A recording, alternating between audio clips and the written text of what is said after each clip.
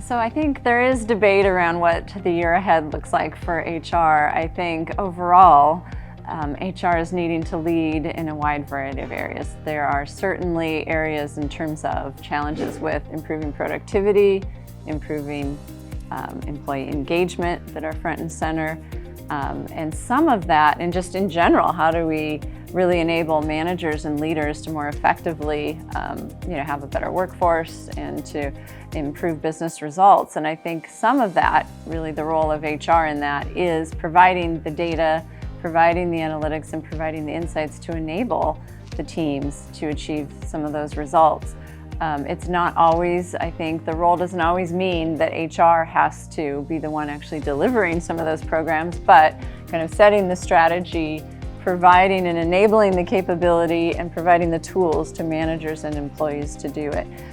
So for example, one of the leading software organizations in the market, they were finding that their employees had significant burnout, heavy workloads, and they used their own technology to really provide a lot of sort of just-in-time, real-time pulse data, and they were able to kind of quickly see, oh, our teams are overworked, we need to do something here, morale's dropping, and they were able to kind of quickly reprioritize, take some things off the workload, and then, just in a very quick manner, sort of self-adjust. And so I think that some of it, not waiting for an annual survey and waiting for HR to roll out a major program, but to enable, give the data, give the analytics, give the tools to managers and employees to sort of self-manage and to be able to get to the results they need. So I think that's an important area and priority for HR to help. How do we, impact some of these things? I think there's also big elements in the market, right now in terms of the skilling that's needed. What are the future skills? Do we need to upskill, reskill? How do we better mobilize some of the teams and capabilities? Certainly cost reduction is on many organizations' mind this year, and so how do we get more from less? How do we make the most of our technology?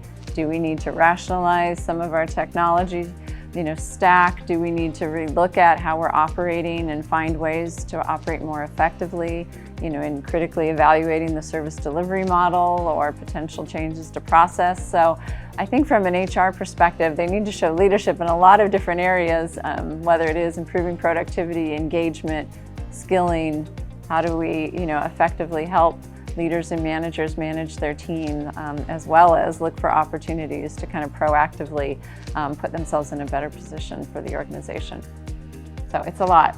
Yeah, no, but I think you've covered it. I think it gives a very good perspective of different areas. The only other thing that I can possibly think of is technology. I think as we talk about the adoption of Gen AI in 2024 and how it's going to be maturing for the next 3 to 5 years. I think if you're a leader in an organization, regardless HR or not, I think you definitely need to look at what applicability you need to adopt within your organization. I think there are several use cases, several successful areas within HR where you can start to make those investments. At the end of the day, the employees are going to start expecting it from the organization because as a consumer, technology is available everywhere.